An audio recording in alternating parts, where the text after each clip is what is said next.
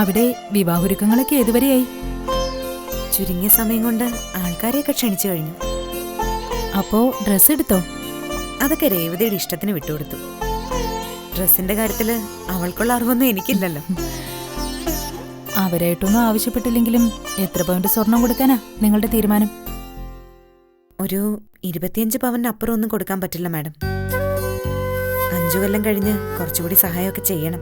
വിഷ്ണുവിന് വേറൊരു സ്ഥലത്ത് പോയാലും ഇതിനപ്പുറം ഒന്നും കിട്ടില്ല.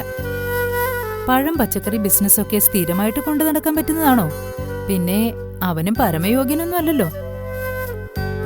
രേവതി കാഴ്ചയിൽ നല്ല കുട്ടിയല്ലേ? അവളെ വെച്ച് നോക്കുമ്പോ വിഷ്ണു ഒന്നുമല്ല. ആ പിന്നെ മാഡത്തിന്റെ ഇച്ചായൻ എപ്പോ വരും? ഇച്ചായൻ നാളെ മോർണിംഗ് ഫ്ലൈറ്റിനെത്തും. കൂടെ പോവാന്നും കുറെ കാലം അവിടെ ജീവിക്കാന്നും ഒക്കെ ഒത്തിരി സ്വപ്നം കണ്ടതാ. അപ്പോഴല്ലേ വിസയിൽ തട്ടി ആ സ്വപ്നം പൊലിഞ്ഞു പോയത്.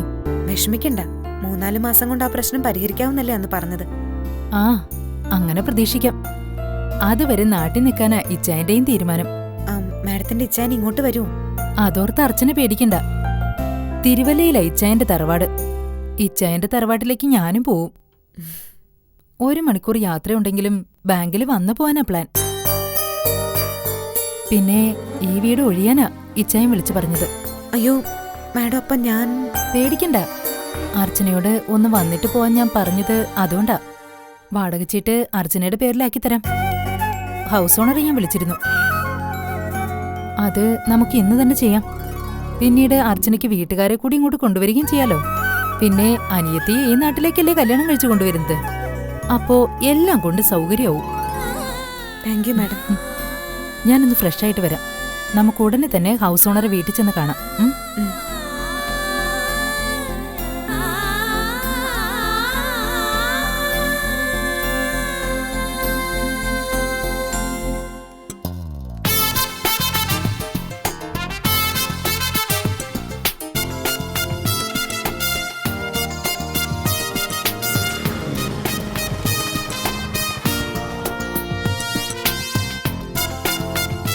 ആ, നീ ഇന്ന് വലിയ സന്തോഷത്തിലാണല്ലോടാ. എന്താ പറയാനുണ്ടെന്ന് പറഞ്ഞ വിശേഷം? അത് പിന്നെ വക്കീൽ എന്നെ വിളിച്ചിരുന്നു. ആ, രാജപ്പൻ ആ കേസിൽ നിന്ന് എന്നെ ഒഴിവാക്കി തന്നു. അപ്പൊ നീ രക്ഷപ്പെട്ടല്ലോ അളിയാ. പിന്നെ വേറൊരു വാർത്ത കൂടെ കേൾക്കുന്നുണ്ട്. എന്ത്? രേവതിയുടെ കല്യാണമായെന്ന്. അത് ഞാനും കേട്ടടാ. രാജപ്പൻ ഞങ്ങളുടെ വീട് മാത്രം ഒഴിവാക്കിയാ ക്ഷണിച്ചിരിക്കുന്നത്. ഞങ്ങളുടെ ഭാഗത്തുനിന്നൊന്നും പറഞ്ഞിട്ടില്ല. കുറച്ചുപേരെ മാത്രമേ ക്ഷണിച്ചു എന്ന് അറിയാൻ കഴിഞ്ഞത്. എവിടേക്ക് അവളെ കെട്ടിക്കൊണ്ടുപോകുന്നതെന്ന് അറിഞ്ഞോ? അതിനെപ്പറ്റി ഒരു വിവരവും ഇല്ല. ഞങ്ങളെ നാട്ടുകാർ ഒറ്റപ്പെടുത്തിയിരിക്കുകയല്ലേ. അതുകൊണ്ട് ആരോടും ചോദിച്ചറിയാനും പറ്റില്ല. നീ ഒന്ന് അന്വേഷിക്കടാ സന്തോഷേ. അവളെ എവിടേക്ക് അയക്കുന്നതെന്നും ആരാവളെ കെട്ടിക്കൊണ്ടുപോകുന്നതെന്നും എനിക്കറിയണം. അവളുടെ കാര്യം നീ വിട്ടേക്ക്. എവിടെയായാലും നമുക്കെന്താ? സാജിക്ക് അവളെ അങ്ങനെ വെറുതെ വിടാൻ പറ്റുവാടാ? നീ എന്താ കരുതിയത്? കേസിൽ നിന്ന് ഒഴിവായെന്ന് വെച്ച് അവളോടുള്ള എൻ്റെ പക തീരുവെന്നോ? നീ ഇനി ഒരു പ്രശ്നം ഉണ്ടാക്കില്ലെന്ന് കരുതിയാ അവര് നിന്നെ അതിൽ നിന്ന് ഒഴിവാക്കിയത്. ഇനി നീ അവരെ ദ്രോഹിക്കരുത് പ്ലീസ്.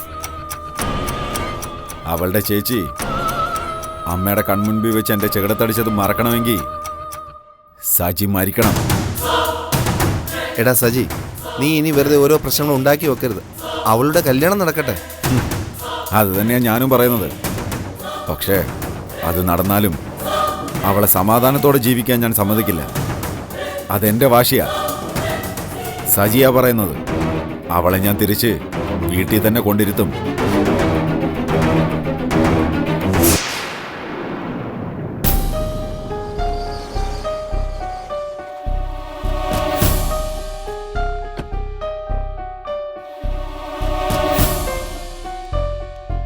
സോറി ഫൈസി, ഞാനല്പം ലേറ്റായി. കോടതിയിൽ നിന്ന് ഇറങ്ങി വീട് വരെ ഒന്ന് പോവേണ്ടി വന്നു. അത് സാരമില്ല. ഫൈസി എന്താ അങ്ങോട്ട് വരാതിരുന്നേ? എനിക്ക് നിരഞ്ജനയോട് മാത്രമായിട്ട് ചില കാര്യങ്ങൾ പറയാനുണ്ട്. വിശ്വനാഥ് സാറിനെ ഞാൻ കണ്ടിരുന്നു. നിരഞ്ജന ഡിവോഴ്സിന് തയ്യാറെടുക്കുന്നു എന്നൊരു സൂചന സാറിന്റെ സംസാരത്തിലുണ്ടായിരുന്നു. ശരിക്കും എന്താ സംഭവിച്ചത്? നിരഞ്ജനയുടെ ഭാഗത്ത് നിന്ന് അങ്ങനെ ഒരു നീക്കം ഉണ്ടായോ? അത് പിന്നെ എനിക്കങ്ങനെ പറയേണ്ടി വന്നു. ഒരിക്കൽ ഡൈവേഴ്സ് ചെയ്യാമെന്ന് ഞാൻ സുധിയോട് പറഞ്ഞ കാര്യം സുധി എന്ന അച്ഛനോട് പറഞ്ഞു. വീണ്ടും വിചാരമില്ലാതെയാണ് നിരഞ്ജന വിശ്വനാഥ് സാറിനോട് സംസാരിച്ചത്. വീണ്ടും വിചാരത്തിന് എന്തിരിക്കുന്നു? എനിക്ക് വേണ്ടത് സുധിയുടെ ഭാര്യ പദവിയല്ല, അതലങ്കരിക്കാൻ യോഗ്യതയില്ല എനിക്ക്. എനിക്ക് വേണ്ടതൊരു കുഞ്ഞിനെയായിരുന്നു. അതെനിക്ക് കിട്ടി. ഇനി കാമുകിയെ കിട്ടുമെങ്കിൽ സുധിയും പോട്ടെ.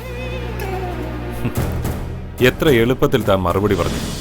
എല്ലാം അറിഞ്ഞു വെച്ച് ഫൈസി ഇങ്ങനെ സംസാരിക്കുന്നതാണ് എനിക്ക് മനസ്സിലാവാത്തത്. ഞാനിപ്പോൾ പ്രാക്ടീസ് തുടങ്ങിക്കഴിഞ്ഞു. എൻ്റെ പ്രൊഫഷനിലേക്ക് ഞാൻ ചുവടുറപ്പിക്കുകയാണ്. സുധി സ്വതന്ത്രനാവാൻ ആഗ്രഹിക്കുന്നെങ്കിൽ ഞാനെന്തിനു തടയണം? അർച്ചന ഒരു കാലത്തും ഭീഷണിയാവില്ലെന്ന് നിങ്ങളൊക്കെ പറയുന്നു. അത് ശരിയായിരിക്കാം. ഞാൻ സുധിക്കൊപ്പം ഉണ്ടെങ്കിൽ ഒരു കുഞ്ഞിനെ ഓർത്ത് അവൾ ഒഴിഞ്ഞു മാറിയെന്ന് വരും. ശരിക്കും പറഞ്ഞാൽ അർച്ചന ഒളിച്ചു കഴിയാനുള്ള കാരണം എന്താണെന്ന് ഫൈസി ചിന്തിച്ചിട്ടുണ്ടോ? ഇല്ലെങ്കിൽ ഞാൻ പറഞ്ഞു തരാം. സുധിയുടെ അച്ഛനെ ഭയന്നിട്ട്. ഞാൻ ഡിവോഴ്സിന് തയ്യാറായ വീട്ടുകാർക്ക് സുധിയെ തടയാനാവില്ല. അവരുടെ സമ്മതം ഉണ്ടെങ്കിൽ അർച്ചനയും സുധി ഒന്നിക്കും. അത് നടക്കില്ലെന്ന് ഫൈസിക്ക് പറയാൻ പറ്റുമോ? അങ്ങനെ സംഭവിക്കാം. സംഭവിക്കാമെന്നല്ല, സംഭവിക്കും. പിന്നെ ഞാൻ എൻ്റെ മോനുമായി ജീവിച്ചോളാം. അതിലെനിക്കൊരു പ്രശ്നവുമില്ല. അവിടെയാണ് നിരഞ്ജനയുടെ വിശ്വാസങ്ങളെല്ലാം തകരുന്നത്. അർച്ചനയും സുധിയും ഒന്നിച്ചാൽ എന്ത് സംഭവിക്കും? താൻ സുധിയുടെ കുഞ്ഞിന് ജന്മം നൽകിയെന്നുള്ള വിവരം അർച്ചന സുധിയോട് പറയില്ലേ? പറയും. അതിന് ഞാനെന്തിനു പേടിക്കണം? പേടിച്ചേ പറ്റൂ. സുധി അടങ്ങിയിരിക്കില്ല. കേസ് കുത്തിപ്പൊക്കാൻ സുധി ഇറങ്ങും. കുഞ്ഞ് ചെന്നൈയിലാണെന്ന് അർച്ചന പറയില്ലേ? നിരഞ്ജന ഒരു വക്കീലിന്റെ ബുദ്ധിയെങ്കിലും കാണിക്കും. കുഞ്ഞിനോടുള്ള അമിത വിശ്വാസത്തിൽ നിരഞ്ജന എല്ലാം മറക്കുക. കുഞ്ഞിനെ നഷ്ടമായത് തിരുവനന്തപുരത്ത് വെച്ച്. നിങ്ങൾ കുഞ്ഞിനെ സ്വീകരിച്ചതും തിരുവനന്തപുരത്ത് വെച്ച്. അർച്ചന കേസുമായി രംഗത്ത് വന്ന ദിവസമാണ് കുഞ്ഞിനെ ഞാൻ നിങ്ങൾക്ക് തരുന്നത്. സുധി ഒരു മണ്ടനാണെന്ന് നിരഞ്ജന കരുതുന്നുണ്ടോ? പ്രസവിച്ച് 4 ദിവസം കഴിഞ്ഞാണ് അർച്ചനയ്ക്ക് കുഞ്ഞിനെ നഷ്ടമാവുന്നത്. ഞാൻ നിങ്ങൾക്ക് തന്ന കുഞ്ഞിനും പ്രായം 4 ദിവസം. സുധിക്ക് അത് ഊഹിച്ചെടുക്കാൻ അധികം സമയമൊന്നും വേണ്ട. കുഞ്ഞിനെ ഉപേക്ഷിക്കപ്പെട്ട നിലയിൽ കിട്ടിയതാണെന്ന് പറഞ്ഞ് കൈയൊഴിയാൻ എനിക്ക് കഴിയും. തട്ടിക്കൊണ്ടുപോയ കുഞ്ഞിനെ അവിടെ ഉപേക്ഷിച്ചതാണെന്ന് സുധിക്ക് മനസ്സിലാക്കാവുന്നതേ ഉള്ളൂ. അങ്ങനെ ഒരു കുഞ്ഞിനു വേണ്ടി ഒരമ്മ രംഗത്ത് വന്ന വിവരവും സുധിക്കറിയാം. ഇനിയും ഞാൻ കൂടുതൽ പറയണോ നിരഞ്ജന? ഇനി അർച്ചന സുധിയെ സ്വീകരിച്ചില്ലെങ്കിൽ കൂടി കുഞ്ഞിനെ നഷ്ടപ്പെട്ട വിവരം അവൾ സുധിയോട് പറയില്ലേ? അർച്ചനയെ അനുനയിപ്പിച്ചെടുക്കാൻ സുധി കുഞ്ഞിനു വേണ്ടി രംഗത്തിറങ്ങും. കുഞ്ഞ് നിരഞ്ജനയുടെ കയ്യിലാണെന്ന് അറിഞ്ഞാൽ സുധി അടങ്ങിയിരിക്കൂ. വിവരം അർച്ചനയെ അറിയിക്കും. അവള് വന്ന് കൊണ്ടുപോകും നിരഞ്ജനയുടെ കയ്യിലുള്ള കുഞ്ഞിനെ. നോ, എന്റെ കുഞ്ഞിനെ ഞാൻ കൊടുക്കില്ല. കൊടുക്കില്ല ഫൈസി. എന്നെ കൊന്നിട്ട് എന്റെ കുഞ്ഞിനെ കൊണ്ടുപോകും. അവരാരും വന്ന് കൊണ്ടുപോവില്ല. കോടതിയാവും ഇടപെടുന്നത്. കേസ് ഇപ്പോഴും ഉണ്ട്. കുഞ്ഞിനെ വിട്ടുകൊടുക്കാതെ നിരഞ്ജനയ്ക്ക് വേറെ എന്താ പോംവഴിയുള്ളത്? നോ, എന്റെ മോൻ പോയോ പിന്നെ ഞാനെന്തിനു ജീവിക്കണം? നിരഞ്ജന സമൂഹത്തിന് മുന്നിൽ നാണം കെട്ടുപോകും. സുധിക്ക് ഒന്നും സംഭവിക്കില്ല. ഇനി വിവേകബുദ്ധിയോടെ ഉണർന്ന് ചിന്തിക്കേണ്ടത് നിരഞ്ജനയാണ്. സുധിയിൽ നിന്ന് ഒഴിഞ്ഞു പോകണോ അതല്ല സുധിയിൽ പിടിമുറുക്കണോ എന്ന് നിരഞ്ജന തന്നെ ചിന്തിക്കും.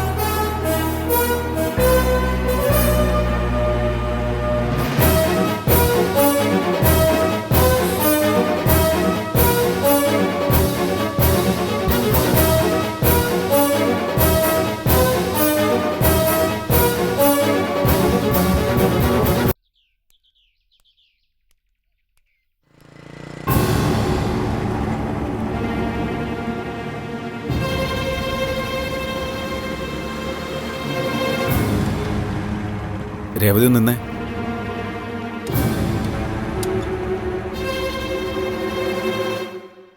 ഞാൻ ശല്യപ്പെടുത്താനൊന്നും വന്നതല്ല.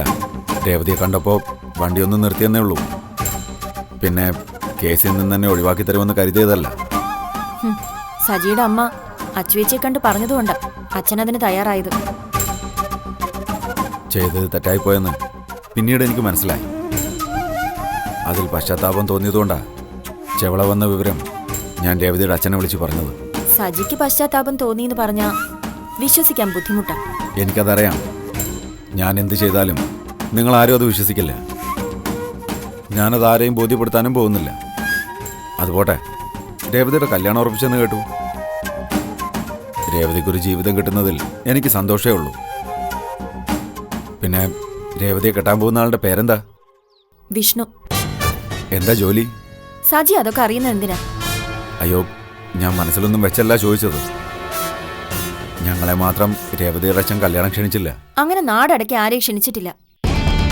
ക്ഷേത്രത്തിൽ വെച്ച് ഒരു താലികെട്ട്, അത്രേ ഉള്ളൂ. ആ, എന്നോട് സംസാരിച്ച് നിൽക്കുന്നത് ആരെങ്കിലും കണ്ടാ ഇനി അത് മതി. ഞാൻ രേവതിയെ തടഞ്ഞു നിർത്തി ശല്യപ്പെടുത്തിയെന്ന് പറയാൻ. രേവതി ചെല്ല്.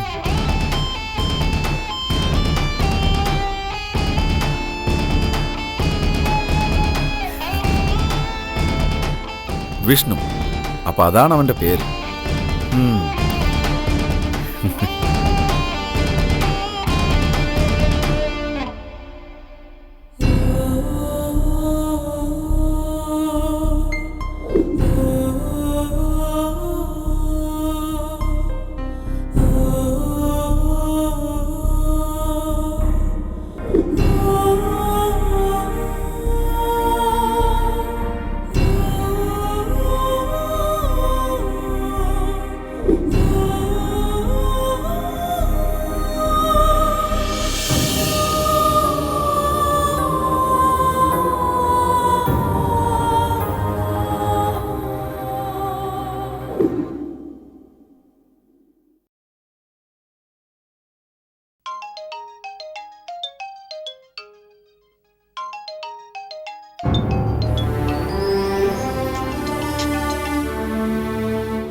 എന്താ നിരഞ്ജന?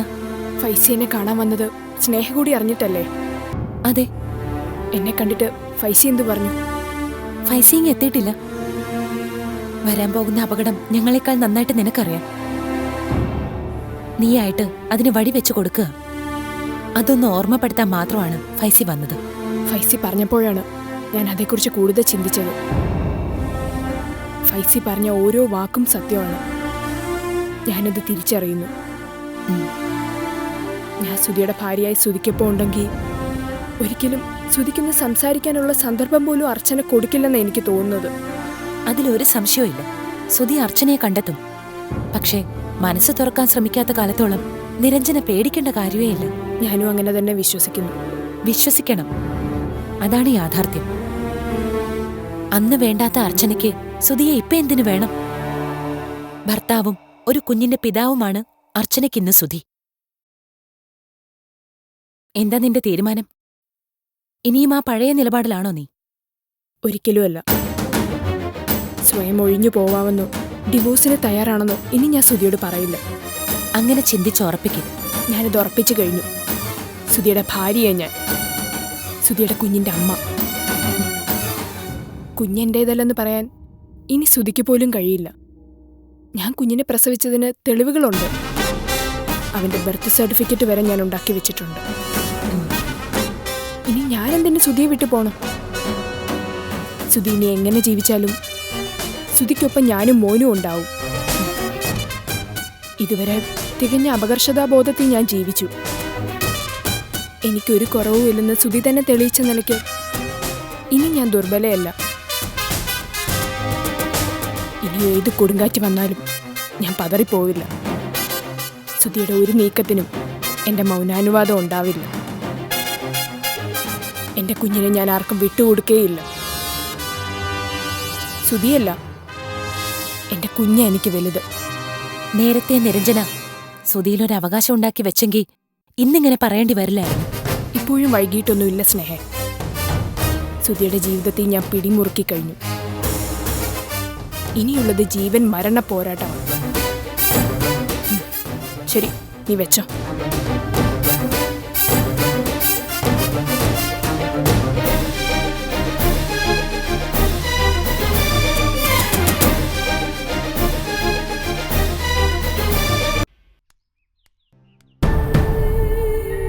നടക്ക.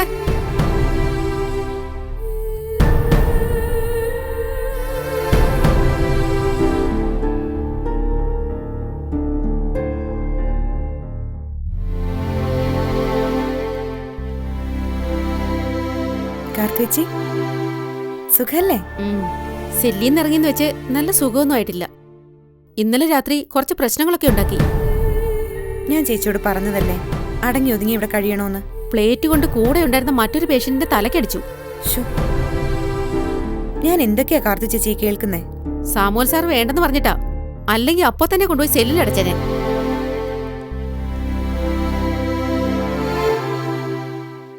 ചേച്ചിക്ക് ഇവിടെ നിന്ന് ഇറങ്ങണമെന്ന് ആഗ്രഹമില്ലേ? ഇനി ചേച്ചിയുടെ ഭാഗത്തുനിന്ന് ഒരു കുറ്റം ഉണ്ടായതായി ഞാൻ കേൾക്കരുത്. അങ്ങനെ എന്തേലും അറിഞ്ഞാ പിന്നെ ഞാൻ ഇങ്ങോട്ട് വരില്ല. ചേച്ചി എത്രയും പെട്ടെന്ന് സുഖപ്പെടാൻ ഞാൻ പ്രാർത്ഥിക്കുമ്പോഴാ ചേച്ചി ഇങ്ങനൊക്കെ ചെയ്യുന്നത്. പിന്നെ നല്ലൊരു വാർത്തയായിട്ടാ ഞാൻ ചേച്ചിയെ കാണാൻ വന്നത്. രേവതിയുടെ കല്യാണം ഉറപ്പിച്ചു.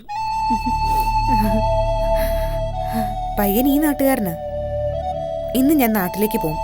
പിന്നെ കല്യാണം കഴിഞ്ഞിട്ടേ വരൂ. അവളുടെ കല്യാണം കഴിഞ്ഞ പിന്നെ ചേച്ചിയെ ഞാൻ ഇവിടുന്ന് കൂട്ടിക്കൊണ്ടു പോവും. നല്ല കുട്ടിയായിട്ടിരുന്നാലേ ഇവരിവിടുന്ന് പറഞ്ഞു വിടുള്ളൂ. സത്യം ഞാൻ പറഞ്ഞത്. ചേച്ചിയെ ഞാൻ കൊണ്ടുപോകും. ചേച്ചിയെ ഞാൻ അന്വേഷിച്ചു വന്നത് അതിനല്ലേ?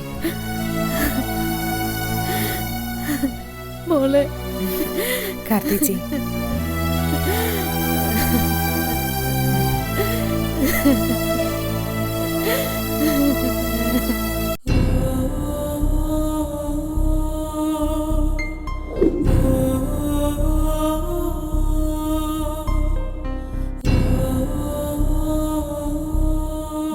നിന്റെ അച്ഛനെ കാണുന്നില്ലല്ലോ.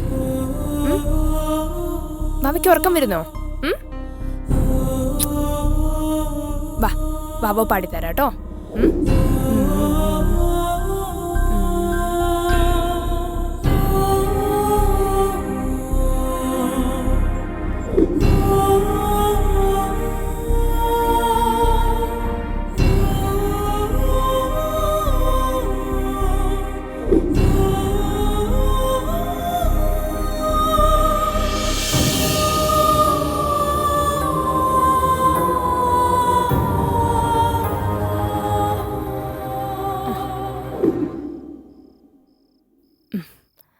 സുധി നേരത്തെ വന്നെങ്കിലെന്ന് ഞാൻ ഓർത്തായിരുന്നു. അതിന് മാത്രം ഇന്നെന്താ പ്രത്യേകത? ഒന്നിച്ചിരുന്ന് ഭക്ഷണം കഴിച്ചിട്ട് ദിവസങ്ങൾ എത്രയായി? ഇവിടെ വരുന്നതിന് മുമ്പ് ഇങ്ങനെയൊന്നും ആയിരുന്നില്ലല്ലോ. ജീവിതമല്ലേ, എന്നും ഒരുപോലെ ആകണമെന്നൊന്നുമില്ല. അതിനു മാത്രം ഇപ്പൊ എന്താ സുധിക്ക് സംഭവിച്ചത്? ആച്ചിമ്മയുടെ വരവാണ് സുധിക്ക് വീർപ്പൂട്ടൽ ഉണ്ടാക്കുന്നതെന്ന് എനിക്കറിയാം. അതല്ലാതെ ഞാൻ നോക്കിയിട്ട് മറ്റൊന്നും കാണുന്നില്ല. അവരുടെ സ്വഭാവം അങ്ങനെ ആയിപ്പോയി. തനി നാട്ടിൻപുറത്തുകാരിയല്ലേ, എവിടെ എന്ത് പറയണമെന്നൊന്നും അവർക്കറിയില്ല. സുധിയെ നേർവഴിക്ക് കൊണ്ടുവരാൻ ബോധപൂർവം ഞാൻ അവരെ കൊണ്ടുവന്നതൊന്നുമല്ല. കാര്യമായ വിദ്യാഭ്യാസം പോലും ഇല്ലാത്തവർ സുധിയെ പോലെ ഒരാളെ എങ്ങനെ ഉപദേശിക്കാനാ? സുധി വഴിതെറ്റിപ്പോയെന്ന് തോന്നിയാലല്ലേ ഞാനിതിന് ശ്രമിക്കേണ്ടതുള്ളൂ. ഉപദേശകരെ ഇവിടെ പലരും വന്നല്ലോ. അവരൊക്കെ കിനാവ് കണ്ടിട്ടാണോ വന്നത്? സുധിയുടെ അച്ഛനും അമ്മയും വരുന്നത് ഞാൻ വിളിച്ചു വരുത്തിയിട്ടാണോ? സുധിക്ക് ഇഷ്ടമില്ലെങ്കിൽ ആച്ചിയമ്മയും ഞാൻ പറഞ്ഞു വിടാം. എനിക്കെന്തിനേക്കാളും വലുത് നമ്മുടെ ജീവിതമാ. അവരെ പറഞ്ഞുവിടാൻ ഞാൻ പറയില്ല. പക്ഷേ എന്റെ നേരെ വരാതിരുന്ന അവർക്ക് കൊള്ളാം. അവരിവിടെ നിന്നാ പ്രയാസം വരാൻ പോകുന്നത് എനിക്കല്ല, നിരഞ്ജനയ്ക്ക്. നിരഞ്ജന പ്രസവിച്ച കുഞ്ഞാണെന്ന അവർ വിചാരിച്ചു വെച്ചിരിക്കുന്നത്. ഇവിടുത്തെ പോക്ക് ഇങ്ങനെയൊക്കെ ആയതുകൊണ്ട് സത്യങ്ങളൊക്കെ അവർ വേഗം തിരിച്ചറിഞ്ഞോളും. ആച്ചിയമ്മയെ ഞാൻ തിരിച്ചു വിട്ടേക്കാം. അതിന്റെ പേരിൽ നമ്മുടെ ജീവിതത്തിന് ഒലച്ചിലുണ്ടാവാൻ പാടില്ല. ആരുടെ ഇടപെടലുകളില്ലാതെ നല്ല സുഹൃത്തുക്കളായി നമ്മൾ എത്ര കാലം ജീവിച്ചു. അമ്മാളുവിൻ്റെതടക്കം എന്തെല്ലാം പ്രശ്നങ്ങളുണ്ടായി. അപ്പോഴെല്ലാം നമ്മൾ ഒറ്റക്കെട്ടായി നിന്നില്ലേ? ഞാൻ ശ്രമിക്കുന്നത് എന്റെ ജീവിതത്തിൽ ഒരു പോറല് പോലും വീഴാതിരിക്കാനല്ലേ. അതിന് സുധി എന്നോടും മോനോടും പിണങ്ങാതിരിക്കണം. ഞങ്ങൾക്ക് സുധിയല്ലാതെ വേറെ ആരാ ഉള്ളത്? സുധിയുടെ ഇഷ്ടാനിഷ്ടങ്ങൾ കണ്ടറിഞ്ഞ് മരണം വരെ എനിക്ക് സുധിയോടൊപ്പം ജീവിക്കണം. സുധി വാ, ഞാൻ ഫുഡ് എടുത്ത് വെക്കാം.